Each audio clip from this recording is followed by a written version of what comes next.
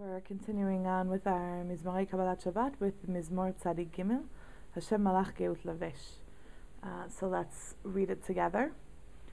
Hashem Malach Geut Lavesh, Lavesh Hashem Oz Hitazar, Aftikon Tevel Bal Timot, Nachon Kisacha Meaz Me'olam Ata, Nasu Ne'arot Hashem, Nasu Ne'arot Kolam, Yis'u Ne'arot Ochyam, Mikolot Mayim Rabim, Adirim Mishperei Yam, Adir B'marom Hashem.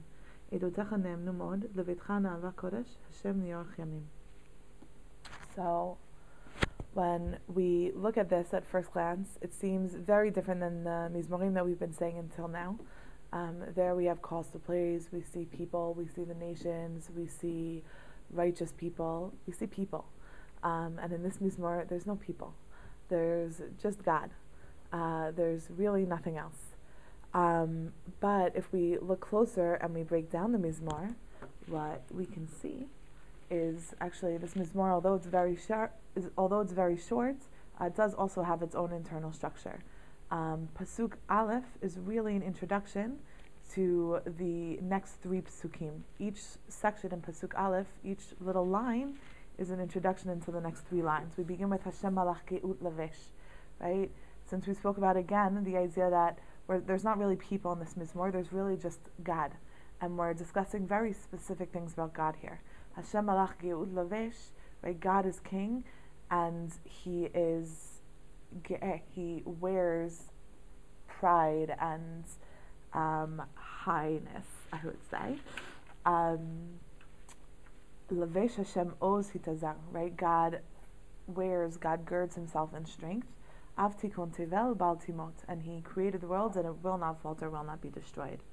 And this again, and then Pasuk Bet talks about Nachon Kisacha Meaz Me'olam Ata. Your throne has always been around and it's eternal. You're eternal. God is eternal. Now, like I said, Pasuk Aleph introduces the next Pasukim. The Geut that we spoke about in Pasuk Aleph, that idea that God is high and God is above. That theme follows through Pasuk Gimel, where we talk about Nasu Ne'arot Hashem, Nasu Ne'arot Kolam, Yis'u Ne'arot Ochyam. The idea of the rivers raising up to God. They're raising their voice, they're raising up and they're calling out, and that corresponds again to God being high and God being above. Pasuk Daled, when we speak about Mikolot Mayim Rabim, Adirim Mishperei Yam, Adir B'marom Hashem, we talk about the Adir, the strength and the power of water and the waves, and then we talk about the idea that even more so, God is Adir B'marom, God is great in the heavens, and that corresponds to in Pasuk Aleph the Oz of Hashem, right? That's the blue, the strength of God. So we spoke about how high God is, how above and beyond God is, and then we spoke about God's strength. And then we continue on with this idea of Bal Timot, the idea that God is eternal, that God will always be around. In Pasuk Hay, where we speak about Edotecha Ne'emnu Mod, Levetcha Navakodesh Hashem Li'orach Yamim, right? God is again eternal. So we have these three themes going on here. Really, the themes of God's greatness, God being above, and God being eternal. So it's interesting. These are the three things, when you think about it, these are really three things that that are about God's transcendence, about the fact that really God is something that people can't ever really understand or ever really achieve. And for that reason, people aren't in this Mizmor, because God is before this. God existed way before people were around, when the earth was covered with water, right? Ruach Elohim merachefet al pnei tehom, right? God's, the arts was tov vavohu, there was nothing there. Ruach Elohim merachefet al pnei hamayim, right? There was some sort of water before God created the heavens and the earth and people. There was water, and God was there then. God was there before everything. And it takes us back to the days of the flood, where water covered the entire earth, right? There's not even land here. It's just water. Showing us really that God is transcendent, God is above, and there's part of God that we'll never really be able to understand, we'll never really be able to fathom, and that's part of what this Mizmor is about.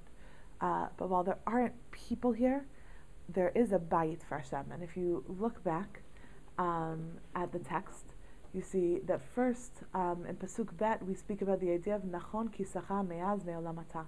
God's throne has been established since forever. But at the same time we end with this idea of Edotecha Nemnu Mod Levetcha Na'ava Kodesh. God's statutes are faithful and His house is holiness. And when we speak about a house for God is something that only people build. As opposed to the throne of God. The throne of God is something that we learn actually was created before the 7 days of creation. And as the Mizmor says, it's eternal. It's been around forever.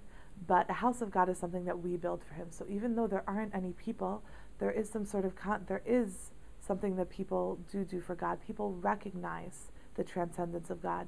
They attempt to build Him a house. And even though God is much greater than this house, we talk about God's eduyot, God's testimonies, God's laws, and God's statutes that we're supposed to keep. And when we do keep those laws, then there is holiness in God's house. And then maybe God, even though He's transcendent, will come and be part of our lives.